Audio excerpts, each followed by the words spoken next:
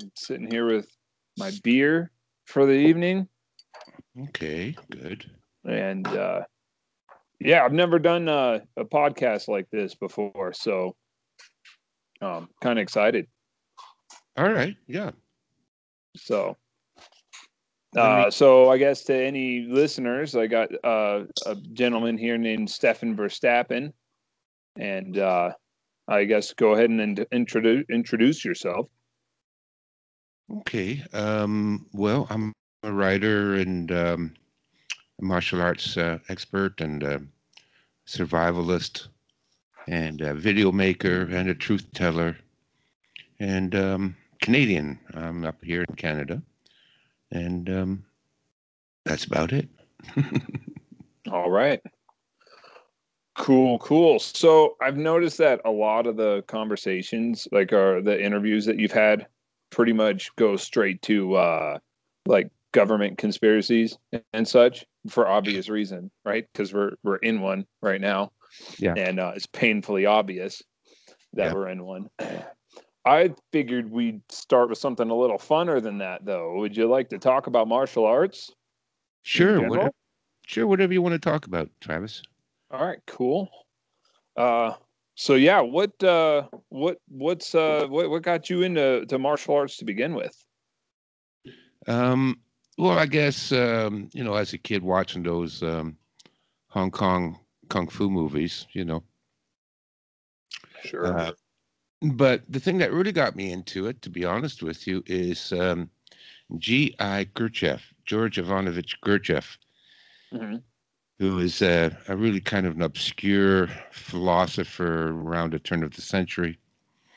And he wrote a book called Meeting with Remarkable Men that sort of tells the story of him traveling the world, searching for wisdom and meeting all kinds of strange characters.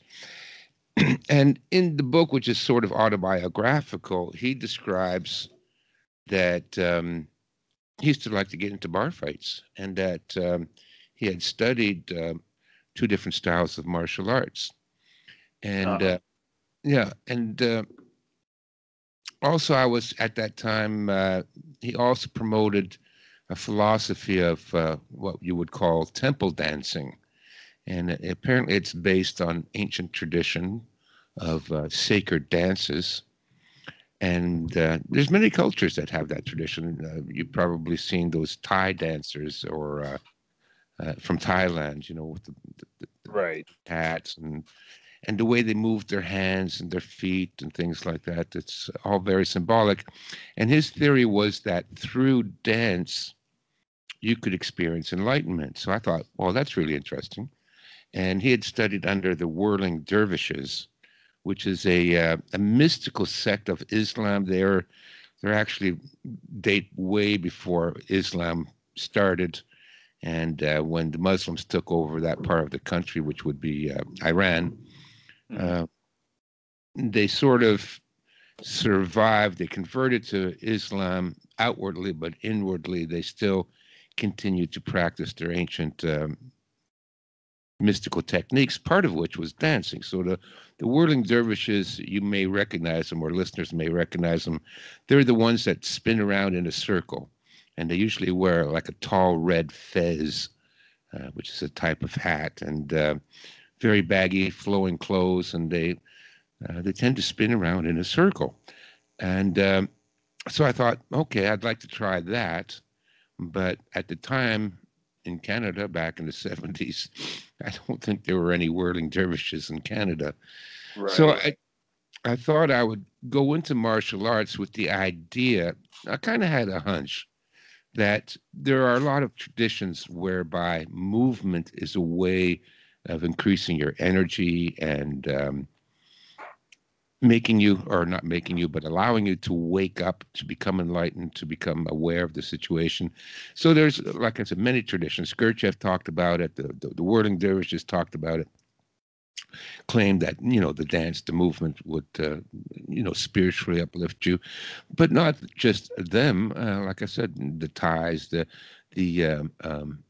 Indonesians also have a tradition of sacred dance, and it's actually a part of a Hindu tradition as well. So all these countries that had adopted many of the Hindu cultural traditions, such as Thailand and Burma and Indonesia, Malaysia, they all have Hindu traditions, and so they all have a record of dancing as a way of spiritual development.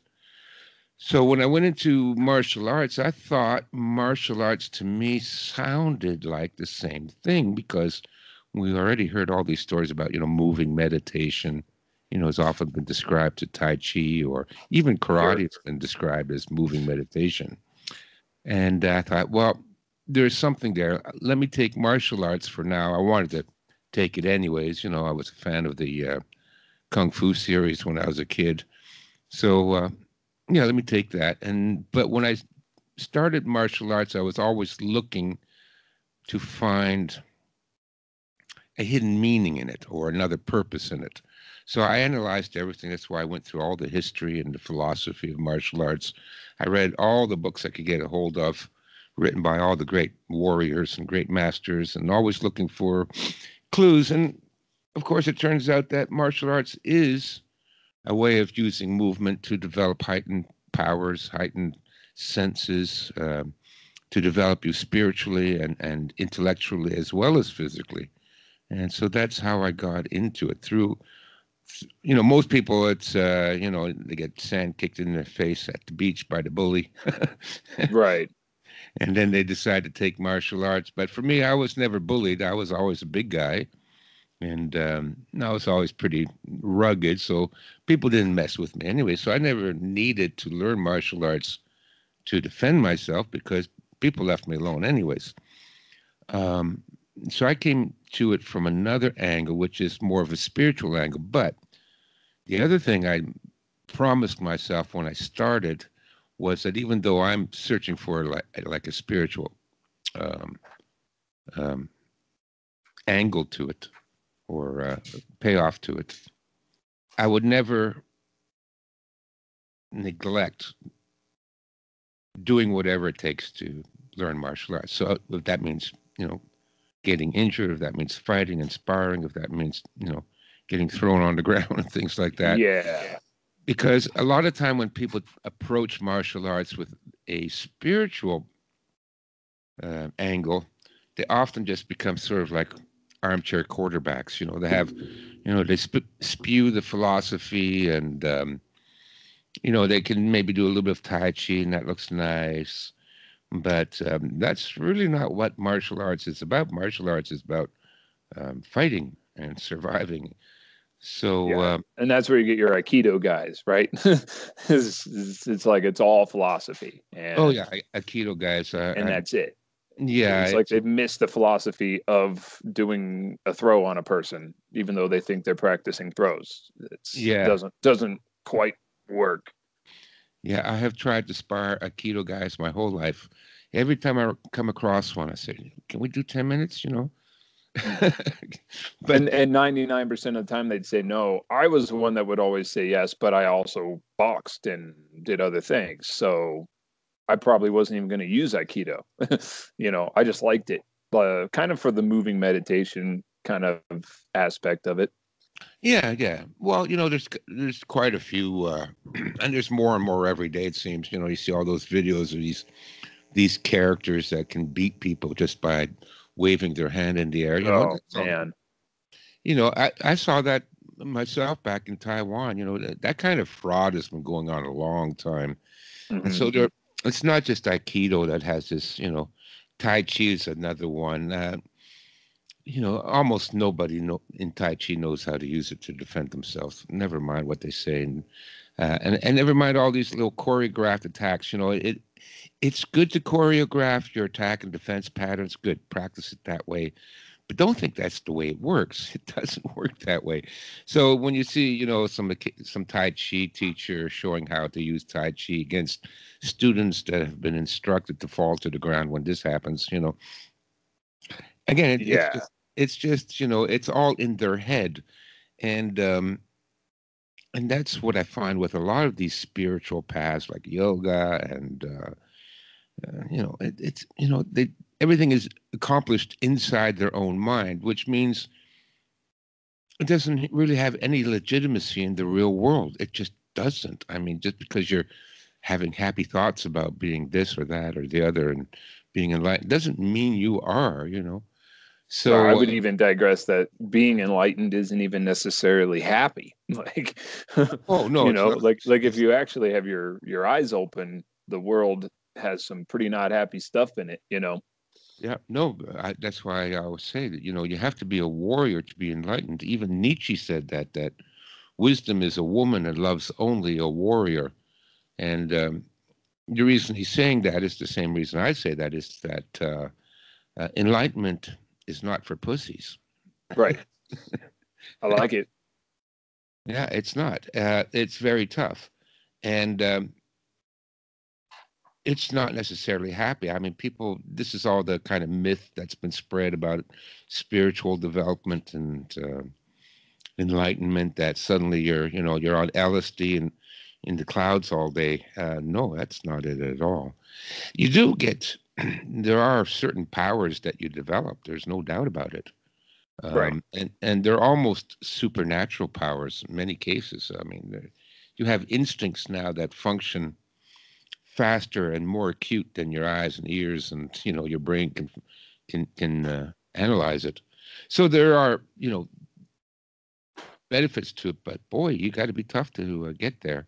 And part of the toughness is, I used to always tell people, I said, oh, I study meditation. I said, oh, okay, great. So you stand there, and I'm going to punch you in the nose and tell me how your meditation is working for you. Right.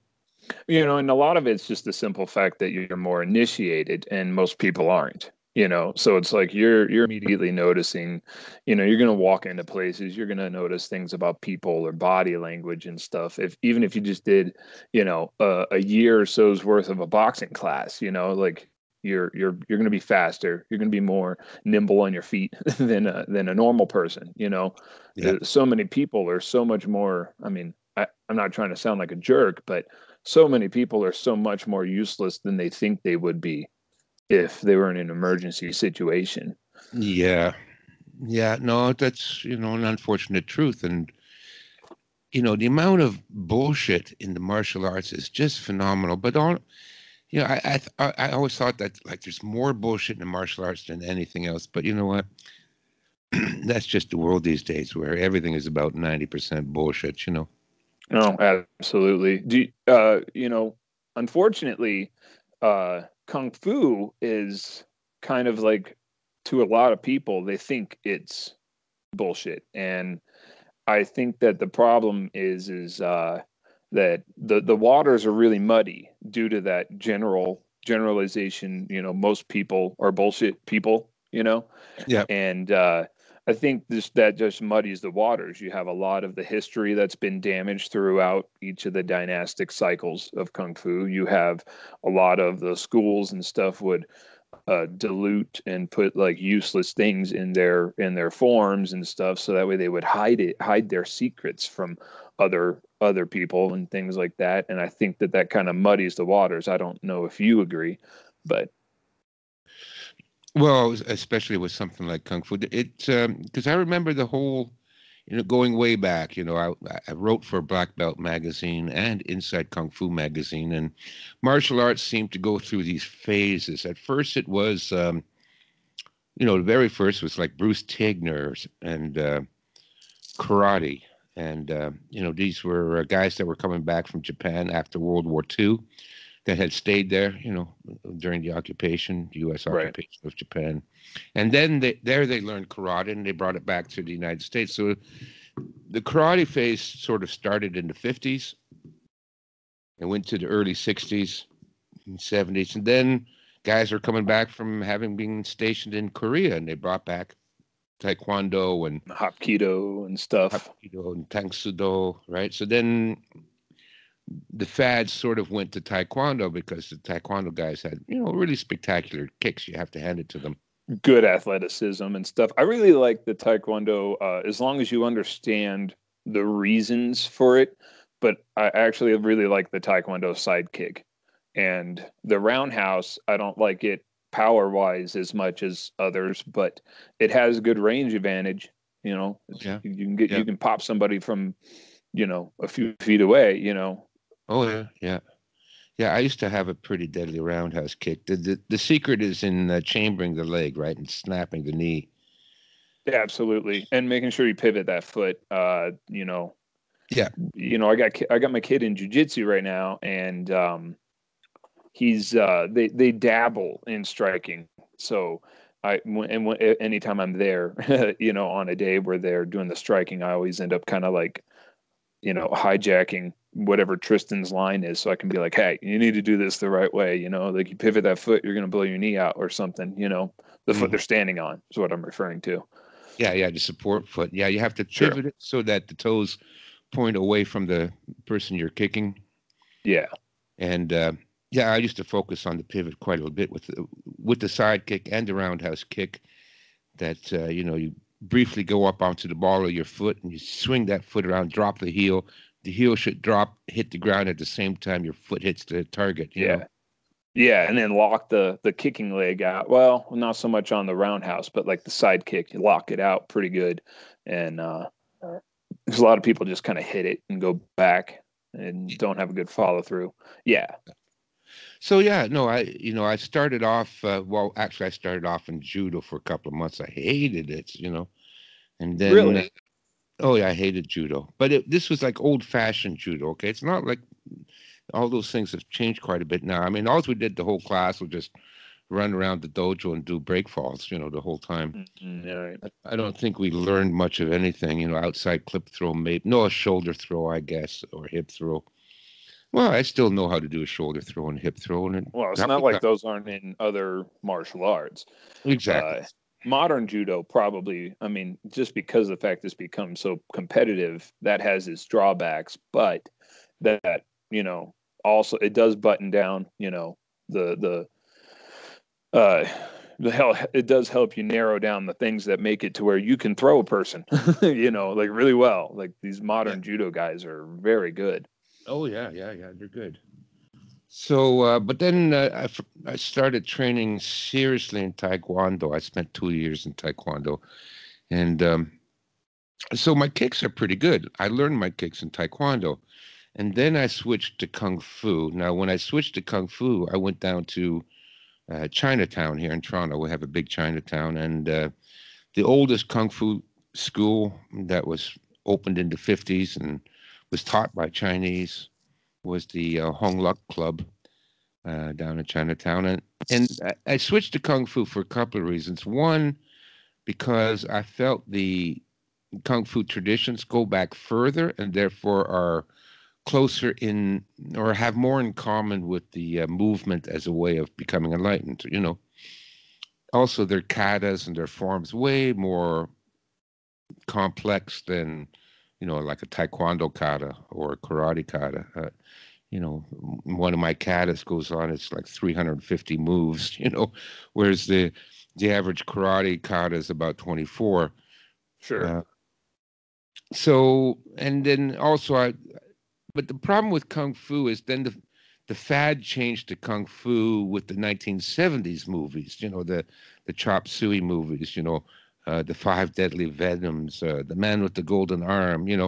Sure, yeah. And then the Shaolin 80s also Assassins. had a lot of crazy ones like the duel to the death and a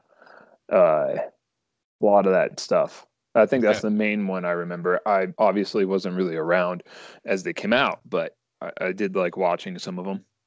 yeah. No, I was around when it came out. So what happened was that now the fashion has switched from, the Korean styles. Now it's everybody wants to learn Kung Fu because of the movies. But the trouble is, there weren't any Kung Fu instructors in North America. Very, very few. And mostly they taught maybe in the local Chinatown. And so what disreputable people did, and there's a lot of disreputable people, is they took their like I'm thinking Ed Parker, big fat fraud that he was. I know everybody's gonna hate me for that. They all love Ed Parker. The I guy, know. the guy was a phony piece of crap. I couldn't stand the guy. Always posing with his tiger claw. Oh, spite me. You know, Right. I see guys that pose with a mean look on their face and doing some fancy, stupid pose. This is not what martial arts is about. Oh, look at me, and and take any cover from any black belt or inside Kung Fu magazine. It's always the same pose. Some guy looking mean. Like, really, is that evidence of your expertise? Is that you can make a mean face? Is that what it is? Is that what you're selling me? I always hated that crap. Right. And And the people I know that actually know how to kill people with their bare hands yeah, always take pictures smiling and like their exactly. arm around somebody. You know, That's right. they're never. They're never doing the tiger claw and No. looking mean, like I'm going to rip your eyeballs out. I see that in all these pictures. So what happened is you got a bunch of phonies like Ed Parker, but hundreds of them all over the country that had maybe a little bit of karate training, maybe a little bit of taekwondo. Then they watched some movies and they opened up a kung fu school because kung fu was selling at the time, right?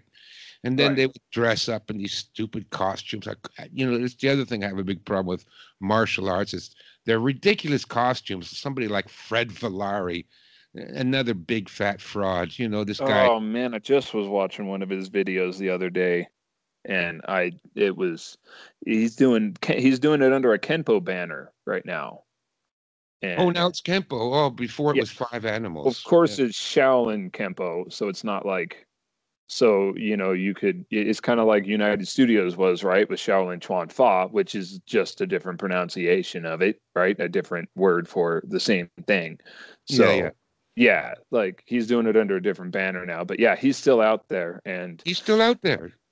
I can't I believe don't this know if guy's it's still going. him, but he's got a website, and he was just on a McDojo Life video where they broke down one of his grappling stuff, which is hilarious because the guy who runs McDojo Life is currently a Brazilian Jiu-Jitsu practitioner, so he just ripped apart the grappling aspect of it. Well, all you It's have to do is see the guy dressed up. He's got like 20 gold lame stripes, stripes on each of his sleeves. and his belt looks like it's 35 pounds. Yeah, yeah, and it's got 20 gold stripes because apparently he's a 20th degree black belt. So Wow. yeah, isn't that amazing? He's a 20th degree, and you know who taught him? Shaolin monks in the Catskill Mountains. You Shaolin see, monks in the Catskills. yeah, Okay. yeah, that's where the Shaolin monks apparently live now. They live in the Catskills. And was baby there in a corner, like because that's where that was, right? Dirty Over Dancing, yeah, there, yeah. Dirty Dancing. They're filming Dirty Dancing when he got his seventh degree. yeah. So, I mean, as soon as I hear stuff like that, I mean, if you don't know instantly that this guy's full of shit, then I can't help you. Right. But the guy has something like 300 schools all over the country. He's made a lot of money off of his bullshit. And so anytime, and this whole 10th degree, 20th degree, all that kind of stuff. Listen, even, one of the few masters that I respect was Gichin Funakoshi, who was the founder of Shotokan Karate. Mm-hmm. And you read his autobiography, My Life in Karate. And now this guy I like. Now he was the founder of Shotokan Karate, and he never gave himself an award higher than black belt. No second degree black belt, no ninth degree, no 10th degree. Theoretically, the Japanese styles go up to 10th degree. I don't believe it, and 10th degree is supposed to be perfection or whatever. But, oh, no, Fred Villari, he's 10 degrees above perfection. It's ridiculous. And these Yeah. people, and so what all Like, these, if you're that good at martial arts, how about you get good at dodging a cheeseburger? Like, I'm not trying to sound too, too elitist or anything just because I'm a fit dude, but I mean, yeah. no, really, I mean, if you're going to sell that you're a perfect human being, then at least look it like it. And Fred Villari is this short little fat guy too. And one of his early books, because I knew one of the guys that, I'll give you a story. It was a guy, Mike, he bought a franchise from Fred Villari. So now he's teaching Fred Villari, but he didn't know jack shit about Kung Fu or Fred Villari. Fred Villari doesn't teach these people. He When you sells you a can buy into a franchise. franchise of a martial arts school, Yeah. okay. Yeah, There's you a could just go problem buy there. it. Yeah. Um, and so he used to come and learn from me. He took, Kung Fu from me. And then he would go back and teach it to his Fred Villari school. He was the owner of the school. So there you go. So what happened is hundreds of these guys, they all came out with now they're all Shaolin, and then they make up the names Chun Fa and Kenpo. These Yeah. styles are made up. They never existed before these assholes came on the scene and just made this stuff up. They pulled it out of their ass. Chuan Fa, yeah, Chuan Fa waved the fist. But it, Right. you know, but and then Kenpo is supposed to be Japanese kung fu. Come on, let me tell you, Japanese people will never learn kung fu from the Chinese, and Chinese will never learn karate from the Japanese. They hate each other. Oh, there's still, I just got done listening to this one podcast talking about how even in like the MMA circuits, it's like, you could be Chinese in Japan doing a fight in Japan, and you could land an amazing technique on that guy, and there will be dead silence. But that if that guy lands a jab on you, the crowd will just roar. Yeah. Like they clearly don't. I mean, maybe I don't know. I don't live there or anything, but yeah, it seems like they don't really like each other, at least in the martial arts communities. No, they don't like each other, period. And especially in the martial arts. That's why that whole blood sport thing was such a fraud. The minute I heard it, I knew it was full of crap because what did they call it? They call it kumite, right? Which is just what, like sparring, basically, like Yeah, in kumite is yeah, sparring, but it's a Japanese word for sparring. The yeah. Chinese would never use a Japanese word to describe their tournament. It would never happen. I mean, the Chinese are still steaming mad over the Nanking massacre back in 1943 when the Japanese came in. The Japanese committed all kinds of atrocities on the Chinese during the Second World War. Everything from poisoning the water with anthrax and medical experiments and torture and murder and beheadings. And the Chinese have not forgotten, and they certainly haven't forgiven, and they would never host a tournament and call it the Kumite. And that really wasn't that long ago. And then he said that happened in what, like the 70s. So that really wasn't.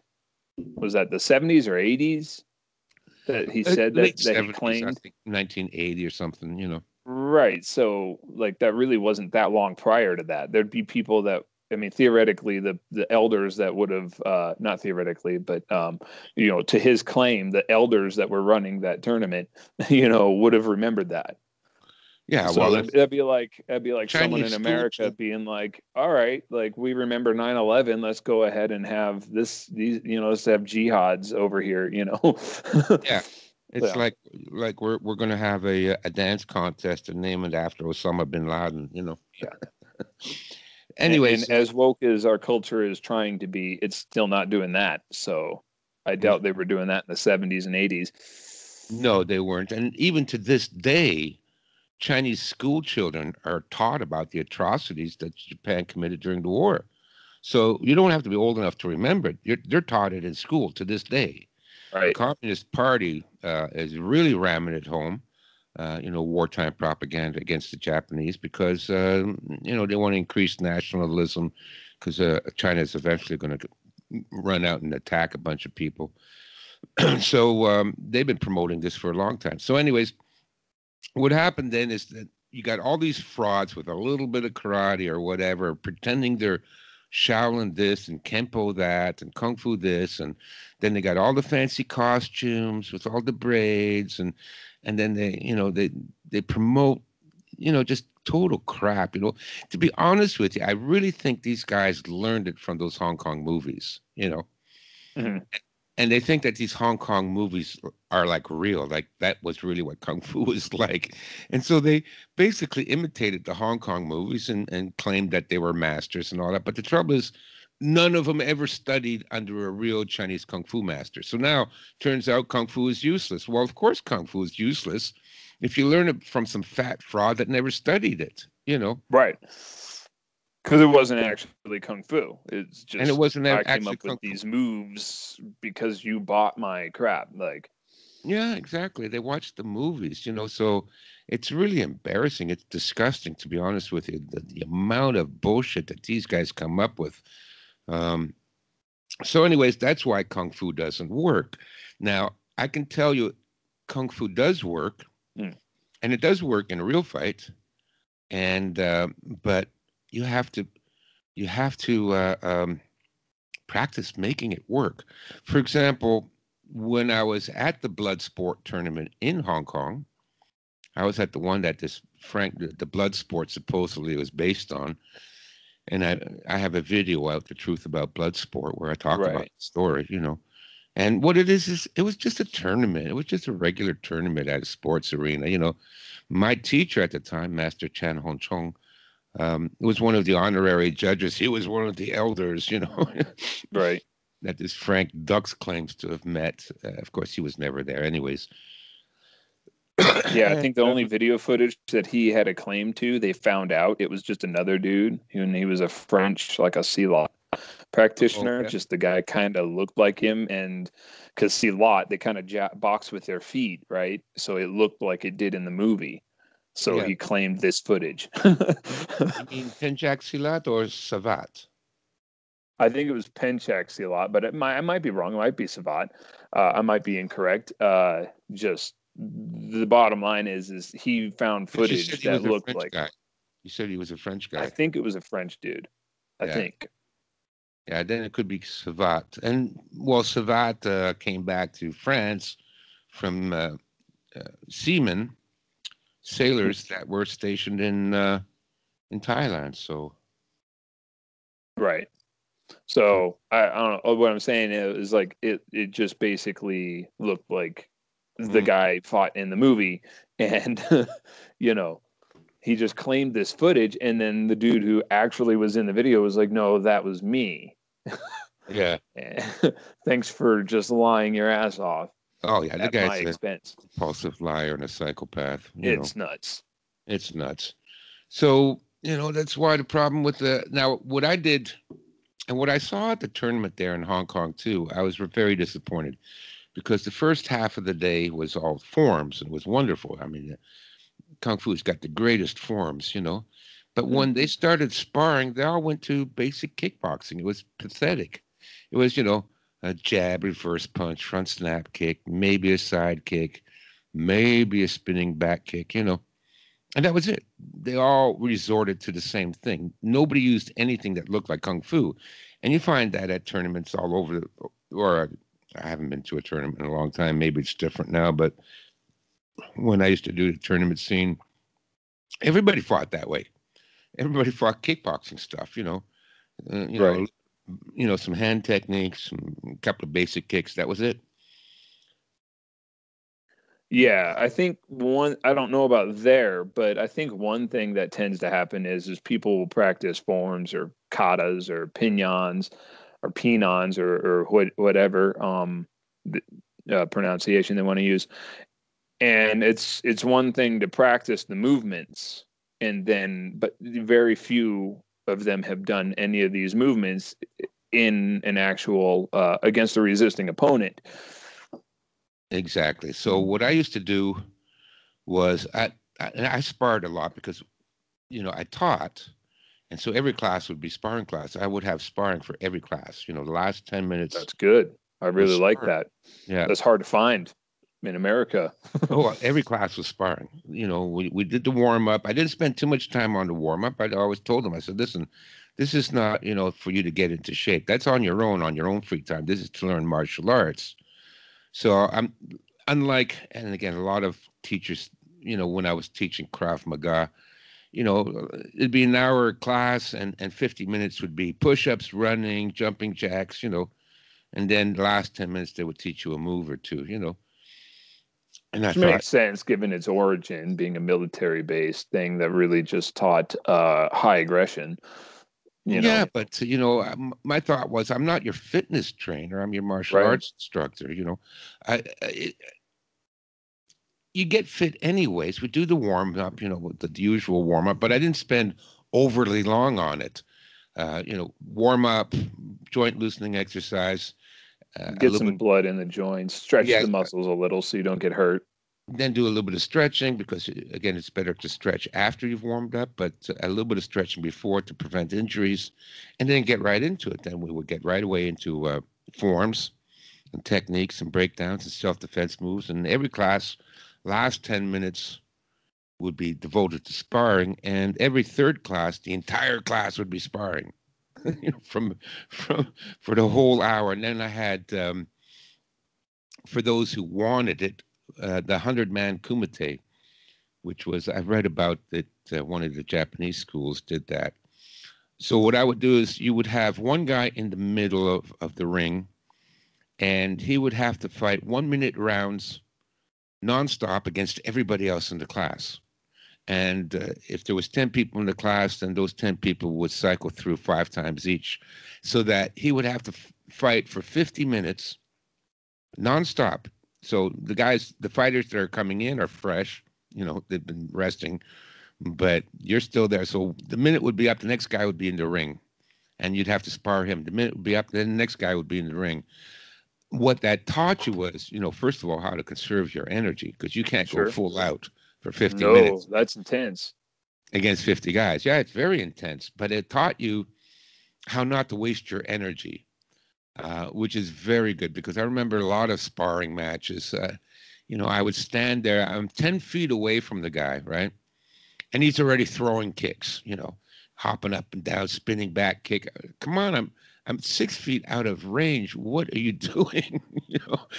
So I would just stand there with my hands at my sides and watch these guys jumping up and down and kicking and swinging and then breaking into a heavy sweat and getting out of breath. And they haven't even come close enough to hit me yet, So you don't waste a lot of energy showboating, Right. You have We to got a fight. similar thing in jiu-jitsu. It's called a shark tank. They do it a lot with guys that are getting their belt, and whoever's in the class, you have to roll with them for sometimes it's 30 seconds. Another school might choose a minute. You have to roll with everybody Yeah.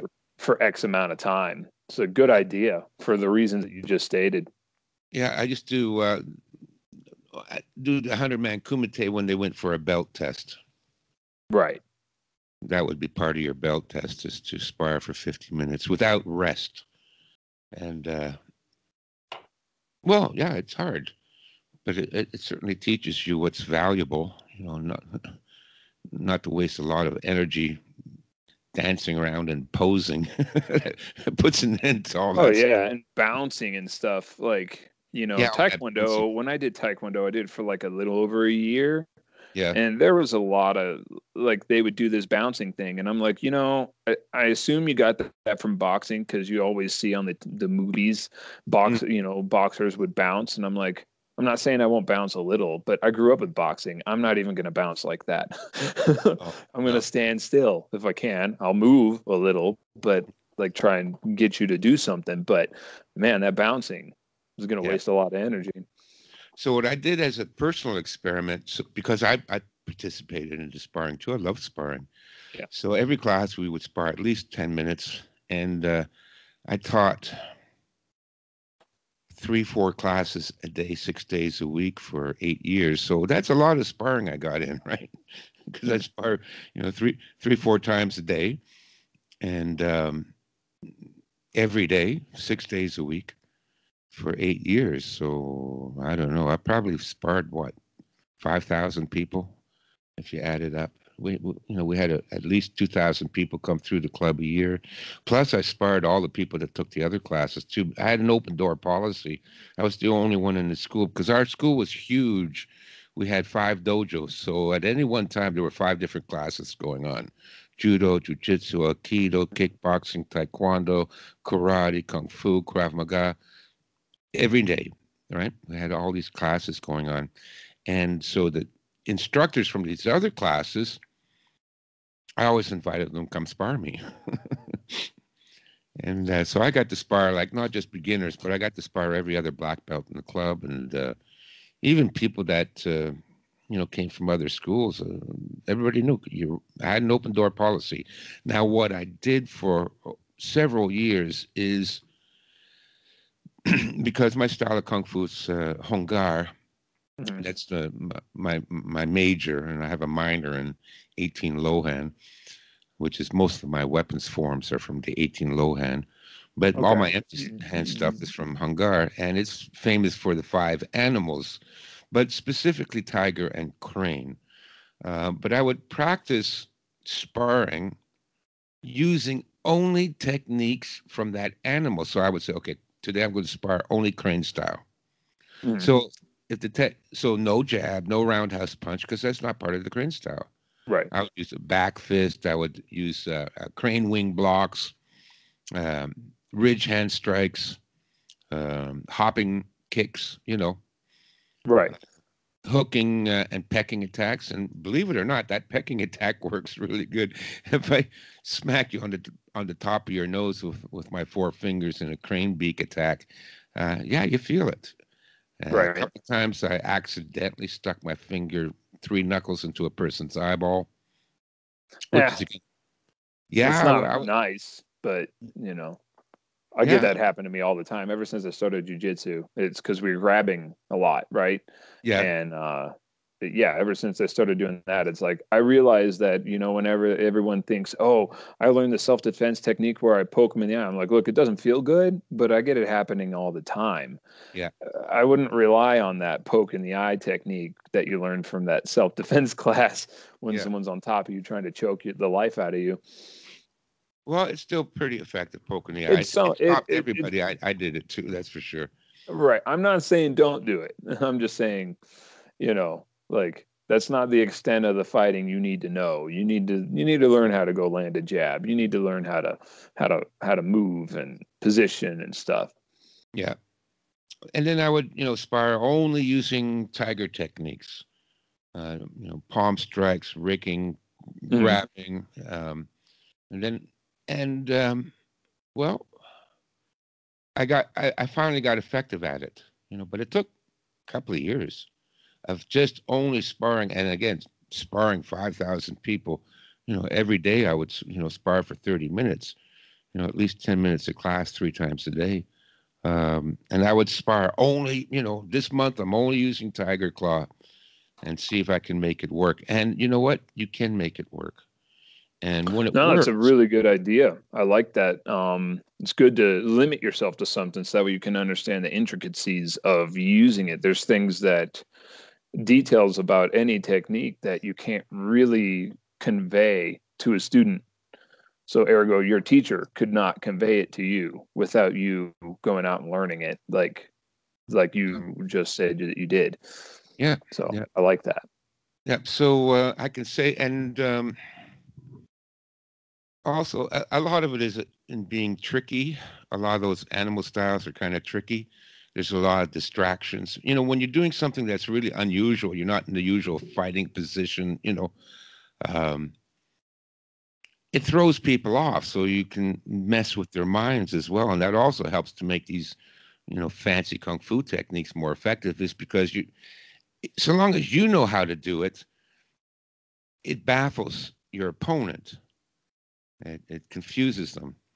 So anyways, that's why kung fu doesn't work, because there's not too many people. People started to go to China to learn from the Chinese masters in the late 70s, early 80s, which is around the time when I was there. So I was one of the first people to, actually go to China and learn it from real Chinese masters. But everybody still thinks they're learning kung fu here from the fat guy with the gold stripes all over his Right. uniform. No, you're not learning kung fu.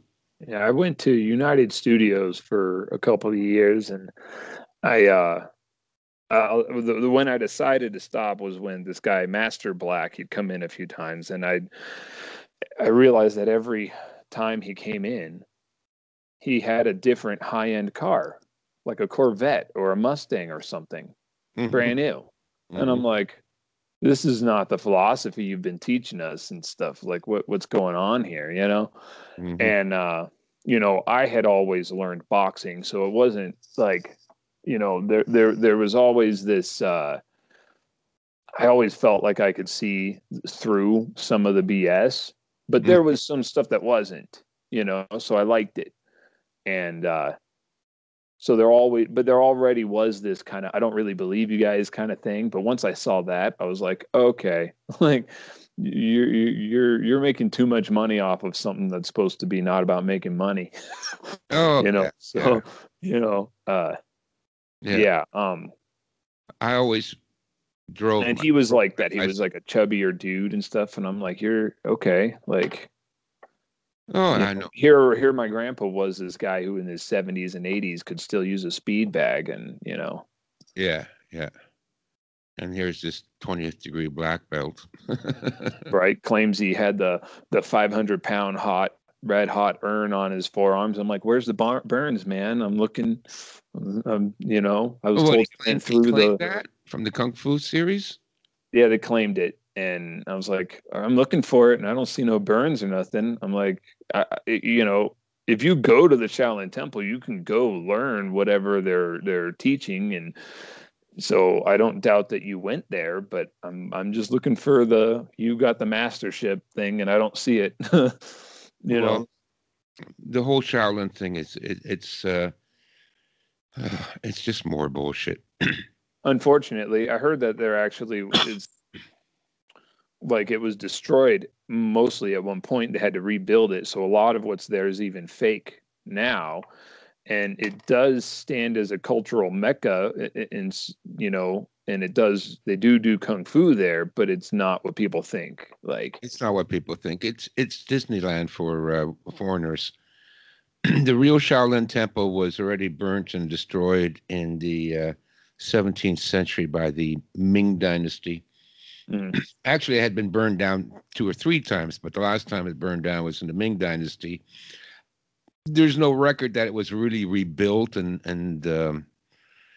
restored to its former glory, but certainly the Cultural Revolution under the communists in China put an end to any remaining vestige of Shaolin. They would have destroyed the temple and they would have executed all the monks. So what you have now is what you, and the other thing too is this whole Shaolin thing. People don't understand that most of this is based on medieval Chinese adventure novels. oh, right, like the lore, basically, right? Yeah, the So, lore and everything like that. If you ever read the book All Men Are Brothers, also called The Water Margin, it's an impossible book to read. I mean, there's something about Chinese literature I cannot wrap my mind around it. I mean, they'll have 150 main characters. You can never keep track of who is what and where they are, and Uh, that's crazy. oh Knowing yes, you read the Stoics, to hear that, like I read the Stoic, I read, Marcus Aurelius and stuff, and I have a hard time. I'm dyslexic a little bit, so it's tough. But to oh hear Marcus. that from someone like yourself that actually is really well read in stuff No, that most people can't read.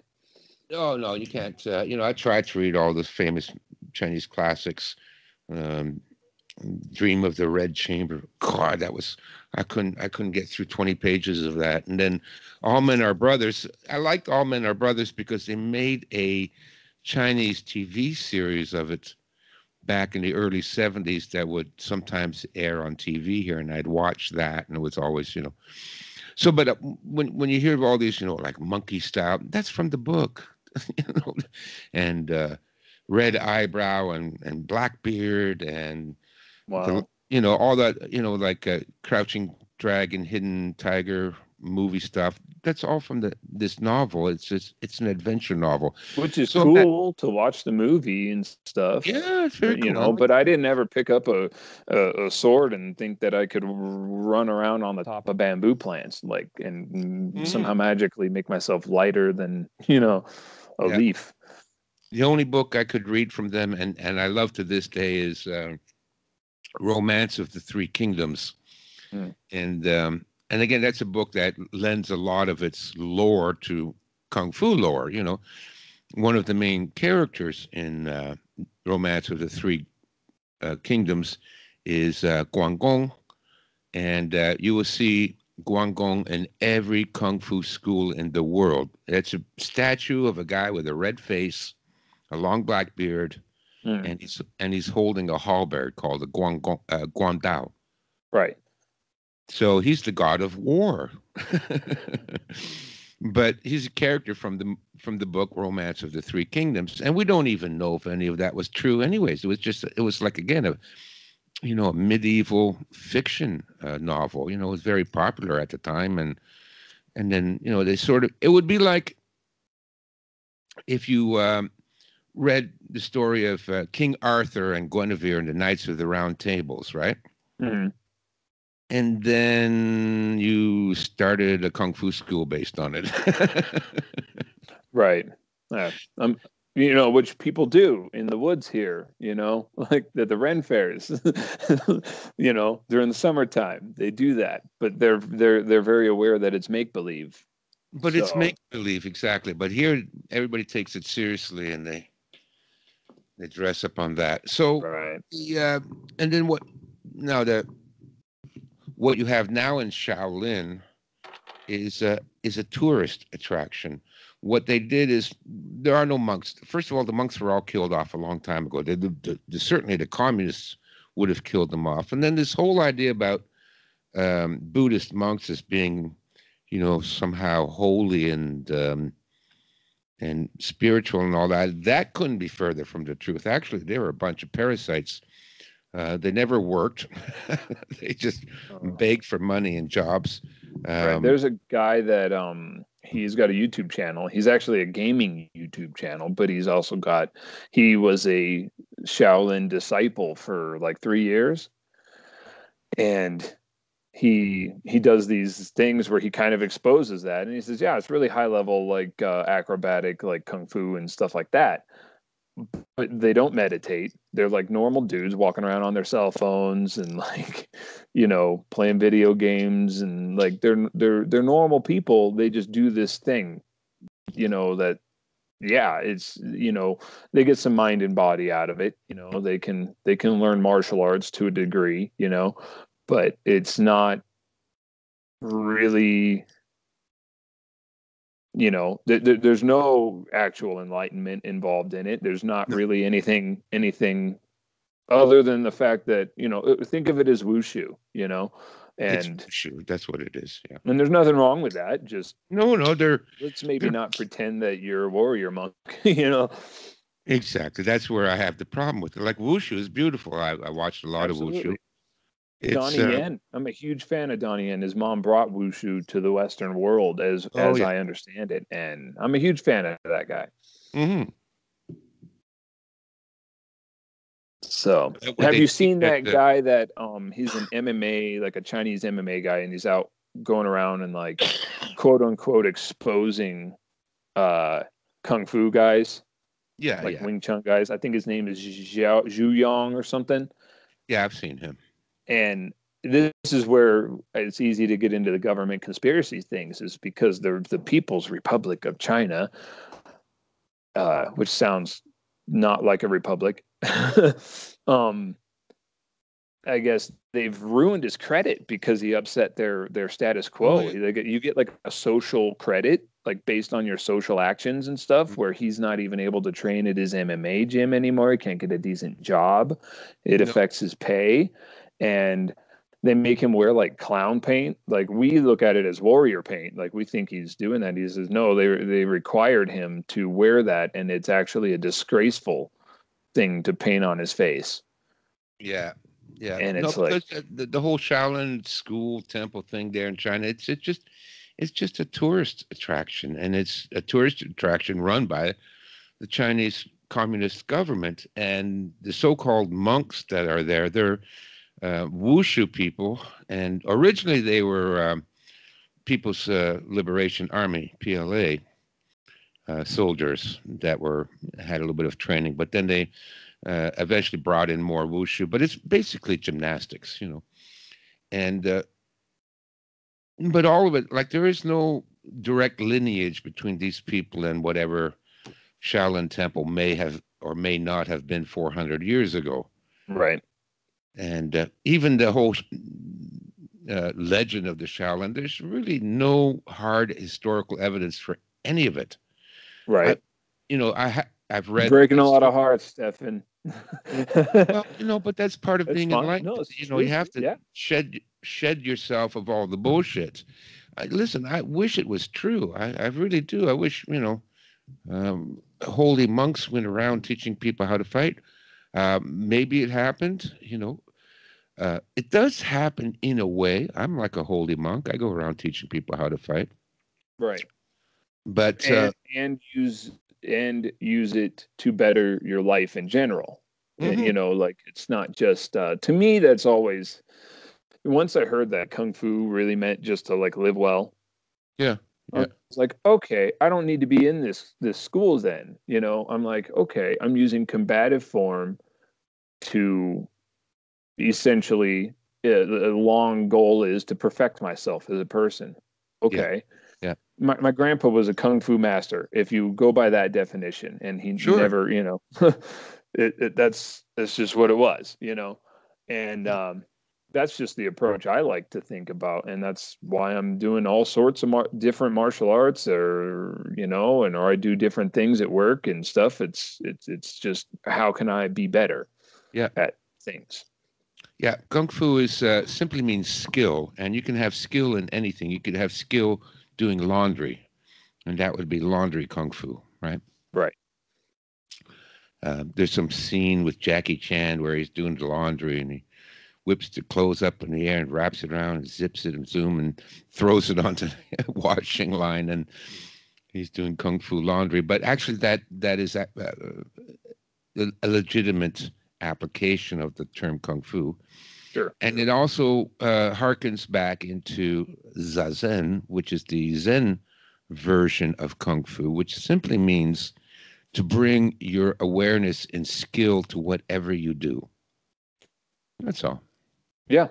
And it goes, kind of same thing in Musashi's, where he sees that you see the way, right? Yep. And then you can, once you see the way here, you can start seeing the way in everything. Everywhere you go, you'll look around and see the way. And Exactly.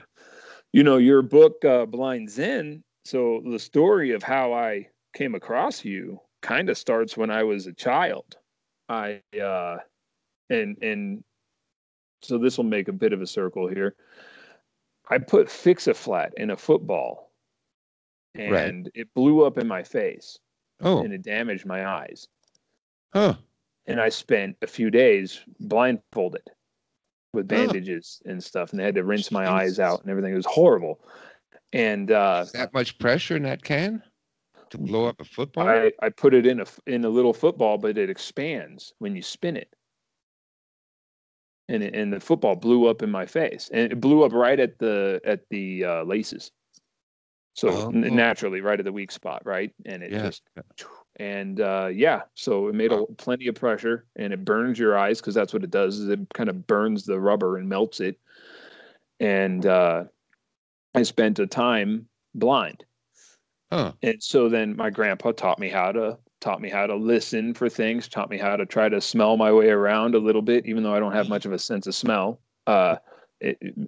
just normally, but count my footsteps and not be afraid of every little sound, because that was one of the first things I noticed. Was it's like, I don't know what this is. I don't know what that is. I don't know if it's somebody, in the house, or if it's the dog walking around or something. Right. So then ever since then, I'd been obsessed with anything like Daredevil or Blind Fury or Zatoichi, and I even would spray paint my sunglasses, and I would say, I'm spending the weekend blind. And my friends thought I was crazy. And then I'm reading Black Belt magazine, and I find an advertisement for your book, Blind Zen, and then I read that book.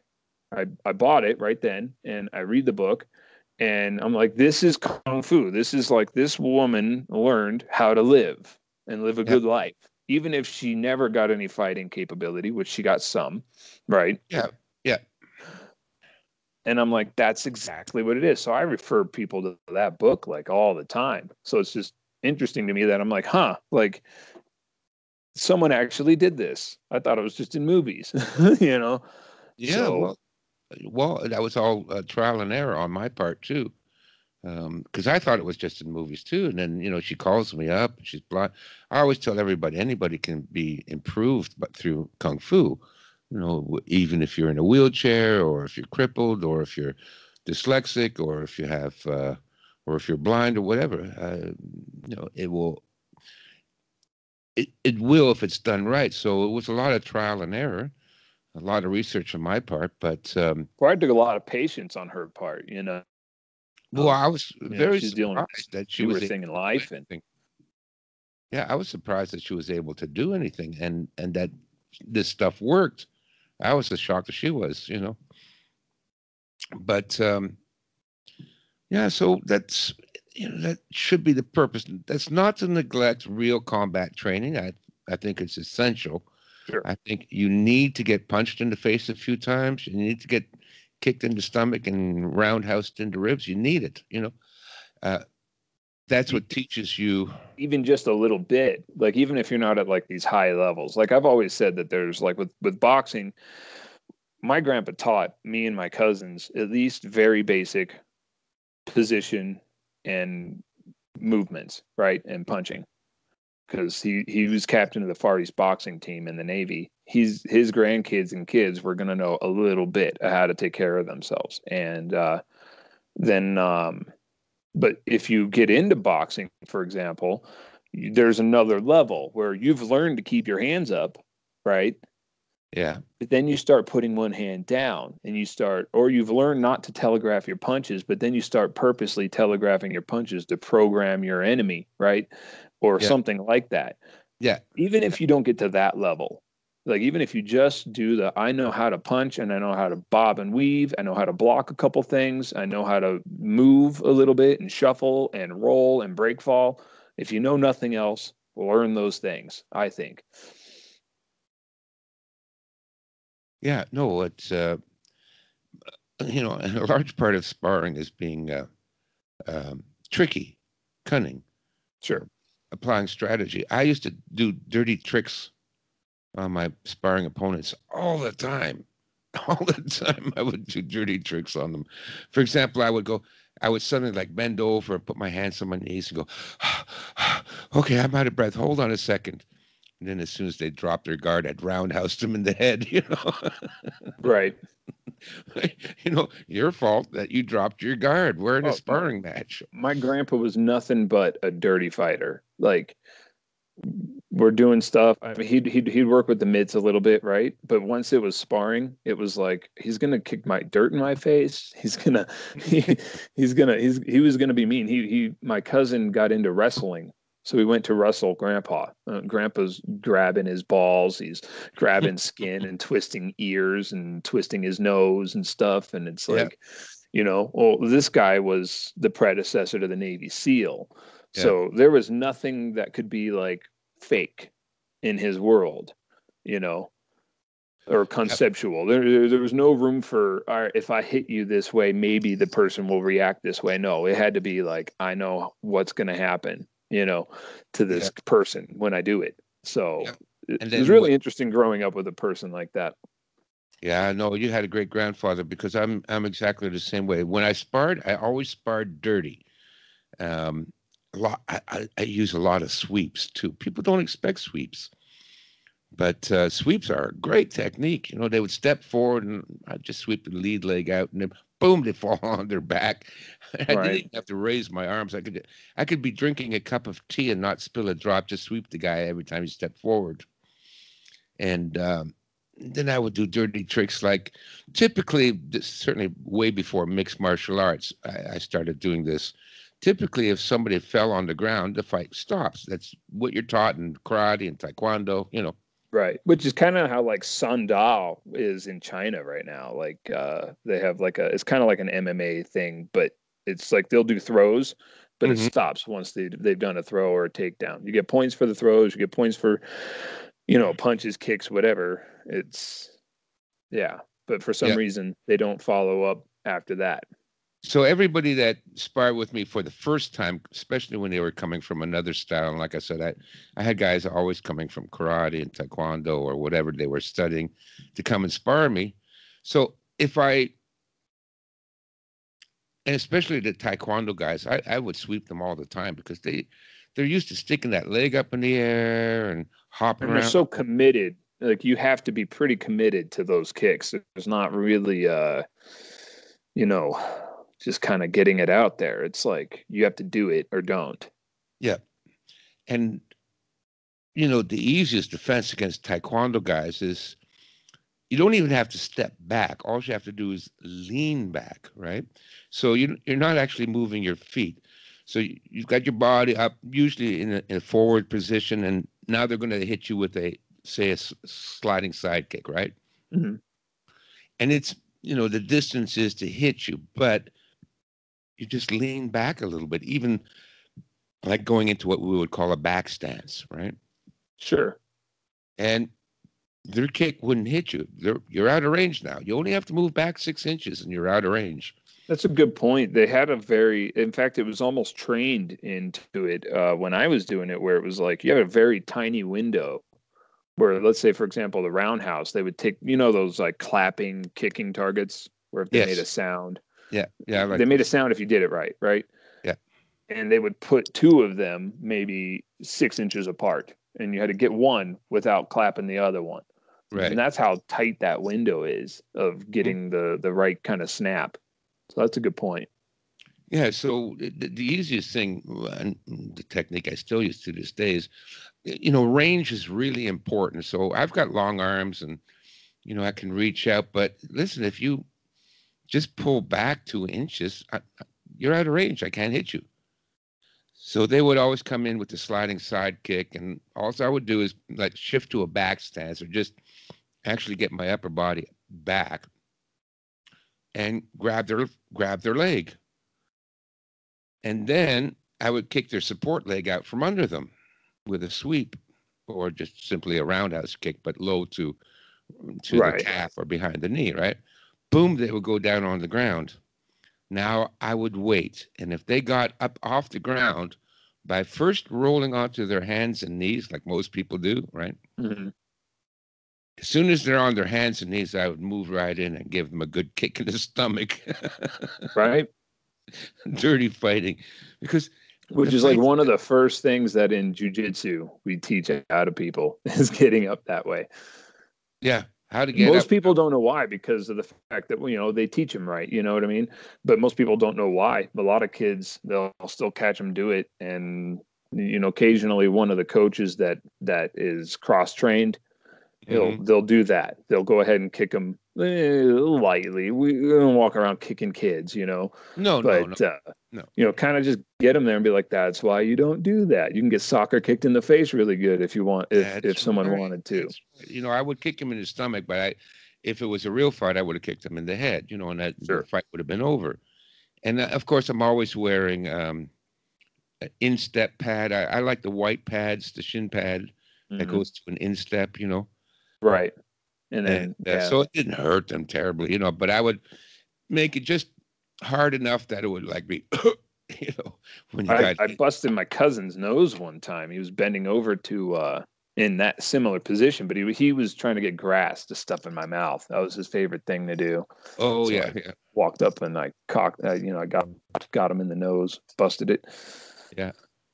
So that's what I would call the dirty fighting. I would do that all the time, and the same thing with faking the telegraphing. I call it it's in my book, the different strategies. But if you're really good at what you're doing, you can psych them out by you telegraph your technique, right? So now they think they can read you. And for example, let's say just before I'm about to do a front snap kick, I would drop my hands and then do the front snap kick. So now they're watching my hands and they think when I drop my hands, I'm going for the front snap kick. So I would drop my hands and right away their guard goes down to block the snap kick. But I would Mhm. fall through with a very quick jab to the nose, but because their hands are down by their waist at this time. Right. My favorite thing to do, and this is more of a boxing angle, I like to move my shoulder a little bit before a jab, but Mm-hmm. I'd still hit the jab pretty good. Like I would just do barely, like just barely. I needed them to be afraid of the jab still, you know? So I'd Mm-hmm. make that jab count a little bit, but I'd just move my shoulder just a little bit and then wait until I see them start moving on the inside, which is still the wrong way to do it, but people do it. And then I'd go move that shoulder, and then I'd come over with a right, and I'd hit them in the where they're actually trying to move their head to. So they've actually moved their head into my right. Yeah. It's Yeah. one of my favorite things to do with that. Yeah, it's unfortunate though that like the Chinese government is the way they are.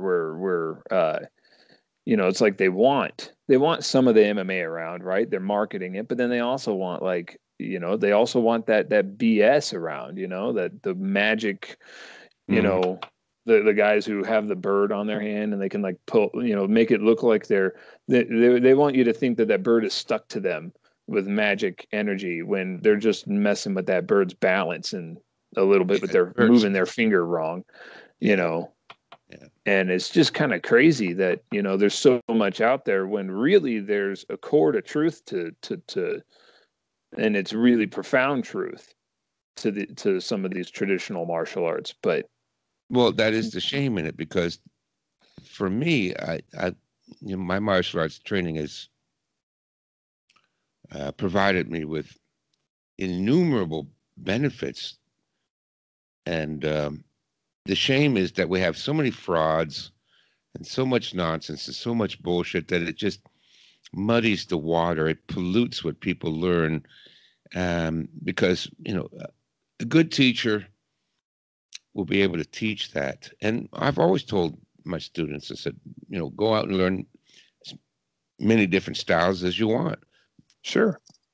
Because, they would often come to me and say, oh, I'm thinking of taking some karate classes or some jujitsu. Do I have your permission? And I would say, you don't need my permission. I encourage it. I think Absolutely. if I needed your permission, I don't want to be in your school. I'm not Exactly. trying to be That's a what, jerk, but I mean, oh, it's but just I remember that's, when I got out of United Studios because I was reading Bruce Lee's stuff a mhm. lot. And then I remember I saw Sifu Hall was what he went by. And I saw him at the mall. Should be another sign, right? He's at the mall I know. uh, I know. doing a demonstration. I was at the malls doing demonstrations too. Sure, okay, yeah, fair enough. But I mean, like, there's something when once you see through somebody or some Yeah. school, Yeah. you see things as disingenuous as where someone else could go do the same thing and they mean well, and that's a different story. Anyways, he's selling something and it's Yeah. not necessarily right. And he's like, well, Bruce Lee's thing is dead, and I think you would want to be with something that's alive and growing, and United Studios is growing, and I think you should come back to here. And I'm like, yeah, but you're telling me not to like read a book, you know, Yeah. like what's wrong with me reading this book, Yeah. Like I had one of my students, he was my student. And then he said, do you mind if I study Taekwondo? I said, you don't have to ask me. Go study Taekwondo. I said, it's very good. You'll learn some really good kicks and you can integrate those kicks into your Kung Fu. Like when I went to Chinatown to study Kung Fu traditionally does not kick higher than the waist. So I was used to doing roundhouse kicks to the head and spinning hook kicks and outside They're like, cross what are you kicks. doing? Yeah. But when I would spar my Kung Fu students at the Kung Fu club, they had no defense to a roundhouse to the head. Oh yeah. Well, Yeah, yeah, and Taekwondo suffers from a lot of the same stuff. Taekwondo guy goes and does like Muay Thai or something, he's getting clocked, yeah, for a yeah. lot of the same reasons. For the same reasons, they all have this blind spot. So that, and I remember in Taiwan there was this guy. He was studying Wing Chun, and Wing Chun I think is one of the lesser styles. I really have never been impressed with Wing Chun. I think it's got one main purpose personally, and I think it's fist fighting within the clinch, basically, like that close. Well, you And got to be close to that's someone such a anyways. tiny But part of fighting that, you know, yeah, somebody set up a match between me and another American guy, Steve. He was living in Taiwan at the time. Turned out the guy was a real crazy mother, and yeah, got a lot of trouble, especially with the local gangsters. He was dating one of the gangsters' daughters, screwed her over, and then they went after him. Anyways, right. so his girlfriend says to my girlfriend, "Oh, my boyfriend also." Anyways, so he set up a match. We met in the park. We did some sparring. And one of the first things I did was like, my outside crescent kick is used to be, and it still is, deadly fast because I put a snap to it, right? Right. And The old Billy Jack attack. the old Billy Jack attack, exactly. And I've got long legs, so I can really reach somebody. And I kept, kicking him in the side of the head, and he could never block it. And he said, "Oh, well, we never learned how to block against kicks to the head." Well, there you go then. Guess what? Someone might try to kick you in the head. Yeah. You know, there's a lot of things that like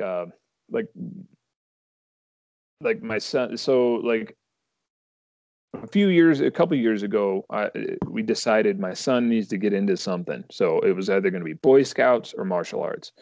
Hmm. And I'm going through all these martial arts schools and I'm looking around, and the boxing schools they think that they could like train your brain to take more impact, like some of them around No, here. I'm no, like, no, are you you can't train. kidding me? No, No. And no. then the karate schools and even one kung fu one in like Loveland was like not even punching in. They were just putting their hand out and then do the technique from there. I'm like, so, where's the realism?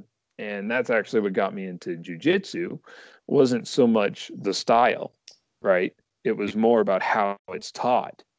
And I'm like, they're here. And one of the things I didn't like about Brazilian jiu-jitsu was it seemed like everybody did what I now know is called pulling guard. They wanted to be on the ground and they wanted to be on their back.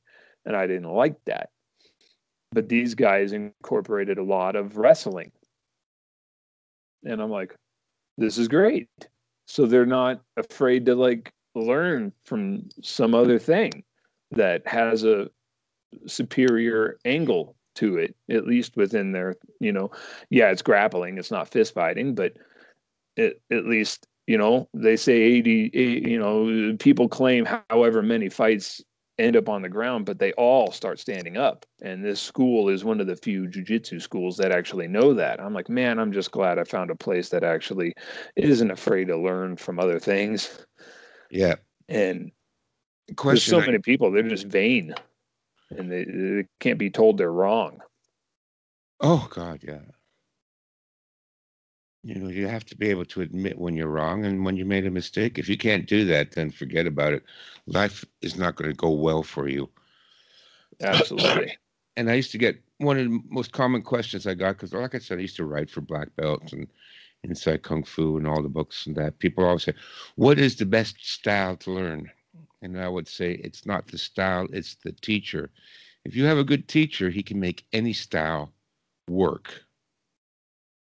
If you know Or if it's something, I mean, or they won't be teaching it. I mean, exactly, or they won't be teaching it's it. the bottom line. My school that because for 8 years I taught full time at a school run by a former Israeli commando, Moni Azik, Mm-hmm. and he taught Krav Maga, and I ended up teaching Krav Maga.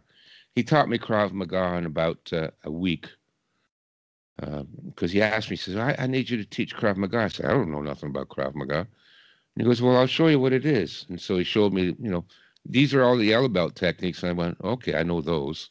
And these Mm-hmm. are all the green belt techniques. And I go, yeah, well, I know those. These are all the blue belt techniques. I said, yeah, I know all those, because it's just a mixture of the usual stuff that, once you've studied 2 or 3 styles, you probably will have learned one of those techniques by now. Anyway. Sure. When I learned that when I went to Taekwondo, because it was like a lot of the first, like the first three forms were eh, near exactly the same Yeah. as other things But that I'd practiced before that. his school was the first to really embrace mixed martial arts. And we had the Gracie brothers over to do seminars at our school, I think 5, 6 times. And this was See, early. that's really, I mean, I've recently become, I don't know, you could call it addicted to jujitsu. Uh, and that sounds very cool to me. Yeah. You know, So then we started running after the Gracie brothers had come over and taught a lot of people. And we started running our own mixed martial arts classes as well. And mhm.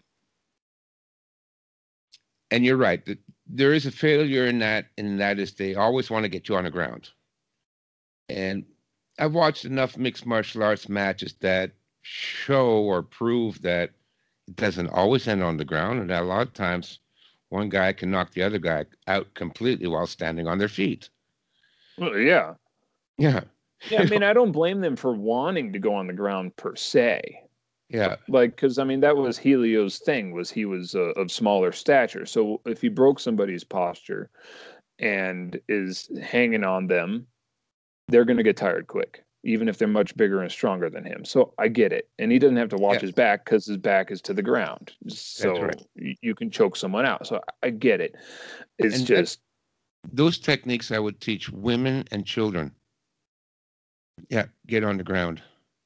Because it right. favors a smaller opponent. Yeah.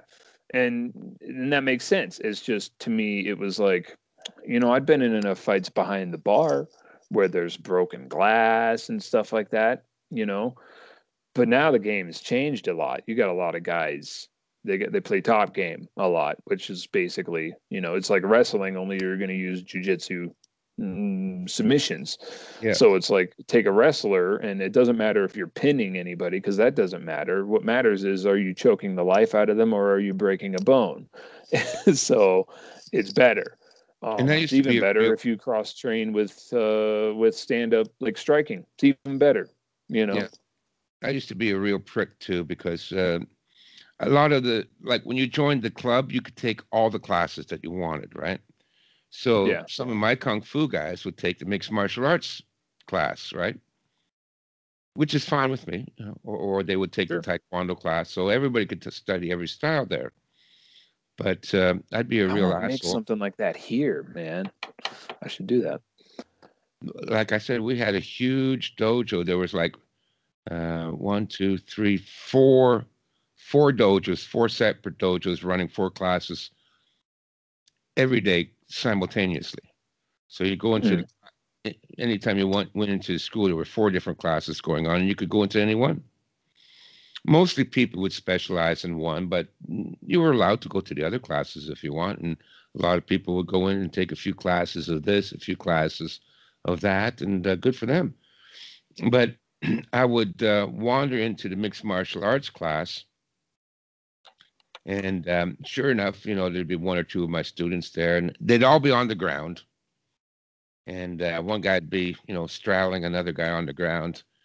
And I would walk in and I would go, just then, Bob's friend came up and I'd kick him in the face. Right. Hey, quick, just real quick. I'm gonna give us about 5 more minutes, because I've already pretty much doubled the amount of time I told my wife to be Okay. doing this. So, But anyways, but I'm the enjoying the point with the ground conversation. fighting is that, yeah, while you've got the other guy in the guard position, he might have two or three buddies around and that are just going to lay the boots to you. And then what do you do? So you're better off on your feet in that case, because at least Yes. maneuver and evade.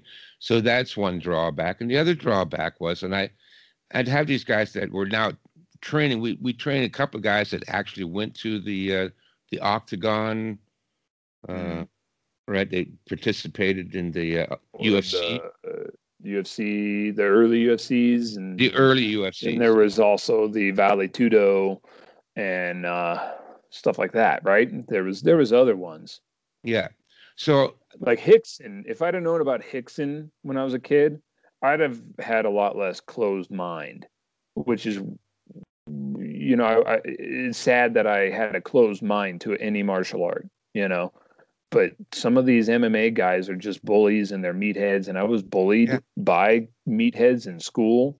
yeah. and I didn't like them. And so I was there for the philosophy and stuff like that. And man, if I knew about Hickson Gracie, I'd have been like, you know what? He's my kind of guy. And Yeah. I'd have been a lot more open to different martial arts than what I ended up studying. And I spent a lot of time in a lot of crap schools as a result. Yeah. Well, you and me both, you know. Sure. You got to filter through all the bullshit and find something that really resonates with you as being authentic. But the last thing I want to say about the weakness of the mixed martial arts was, again, they had this, and this is again in the early days, right? Just back early 90s.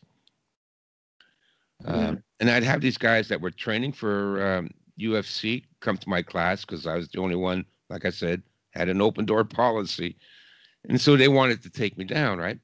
And every single one of them opened up with the same technique, a fake jab from too far away, followed by a leg lunge. You know, they're diving for my legs. 2-leg, double leg, or single leg, Yeah. or whatever. Yeah. Right. But the shoot. Yeah, exactly. The shoot.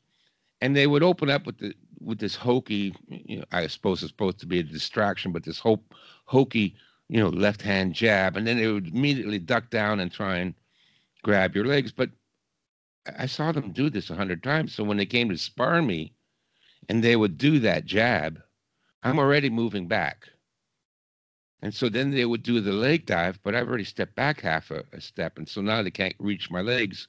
And then I would put my hands on the top of their head and knee them in the face. Right. As you're going. And that's a thing that's had to change. There's one unfortunate thing. Like, I get why they did it. I get why the Gracies did this, because the early UFCs, they were kind of like a commercial for jiu-jitsu, and they kind of would pick people that they knew that they would that would make them look good and stuff like that. And like I said, I get it, you know, and it did kind of blow some of the things open, and got rid of some delusions, but then it also kind of kept them in their own bubble, you know. And that's an unfortunate thing. And then once once it got too popular, and then someone else bought the UFC, right? Yeah. You didn't see that as much. Then you saw those guys getting kicked in the head, and you know, and some things changed, but eventually it changed for the better. I still don't like prize fighting, though. I don't like brutality. I don't like ground and pound. And I'm not saying I won't ground and pound somebody if they need it. You know, someone hurts my kid or something, you know. Different story. Yeah. Different story. But I don't like prize fighting. I don't like people being happy that someone got soccer kicked in the head. And MMA anymore. I don't follow it. I never really did. I remember one time there was this Serbian guy. He was a bodybuilder too. I mean, the guy was huge. And he kept doing the leg dive on me. He did it like 5-6 times. Same opening move. He would, you know, dance around a little bit, and then, you know, he would dive for my legs. And every time I was able to just hop back and push his face into the ground as he came forward. Right. But if he had actually gotten a hold of me, I would have been dead. Right. You know, this guy. Oh, that's one of the main things I found out. I got Tristan into it, and then I'm watching this, and I'm like, oh, I don't know a lot of this stuff. So then I tried, and I'm like, I'm big and strong. I'm 210 pounds, pretty lean muscle. And then, a little 160, 170 pound guy, just, you know, I couldn't do anything, even if I wanted to. I couldn't even bite him if I wanted to. I'm like, I was like, oh, wow. So it just meant that there was a new thing I didn't know. Exactly. You know, it isn't to glorify jiu-jitsu. And that's the thing is, you know, it isn't to be glorified.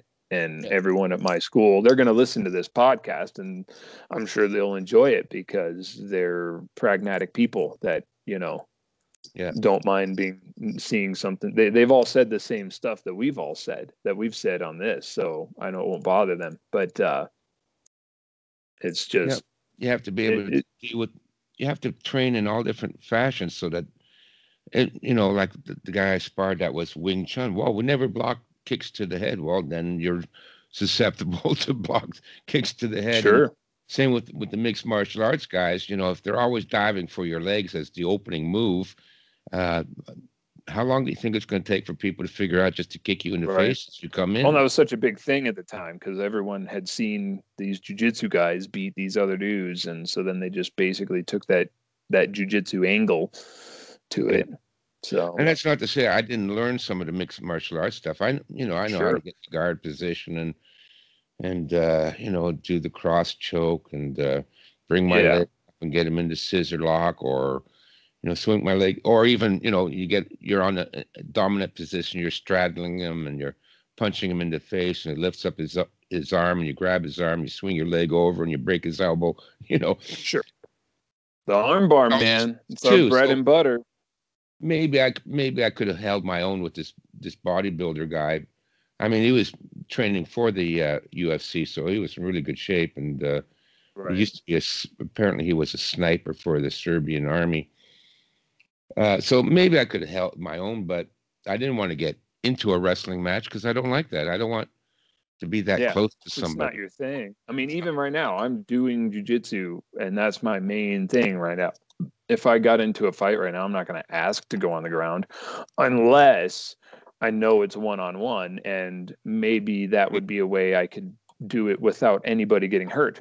I Yeah, thought about that. Like I yeah, could hold the guy and control him until the cops show up and be like, "All right, this way no one gets stabbed or nothing," you know.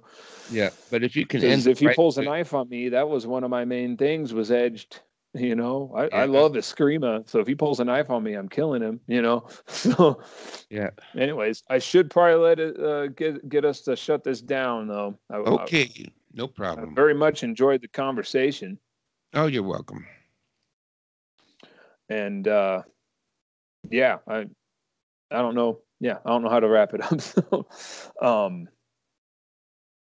Well, thanks for having me on, Travis, and I hope you have much success with the podcast, and I hope your fellow students at the club where you're at will listen to it and come away a little bit wiser. all right. Well, thanks for being on this, and hopefully we'll do another one and get Yeah, into anytime. some other stuff. I was glad to we touched the conspiracy stuff a little bit, so maybe people can see, oh, there's another way that this happens, where Well, the government controls people through your entertainment yeah, and the things that you use to make your life better. yeah. And Well, the thing is, we are at the end of the world as we know it right now. That's not a conspiracy. right, Things will never go back the way it used to be. Things are going to be really tough and really ugly, and that's why people need to be warriors right now. You're yes, not going to live through the next 5 years unless you're tough, and martial arts is a good way to get tough. yep. All right, thank you, sir. I'm gonna go ahead and shut it down. Okay, Travis, talk to you later. Give my best to the family. Of course. Oh, and thanks for those patches in that book. Another big thank you. Really appreciate that. Yeah, no problem. Got My them on our pleasure. keys right now. Oh, excellent. Yeah. All And right. Thank you. okay, talk to you later, Travis. All right. Have a good one. You too. Bye bye. Bye.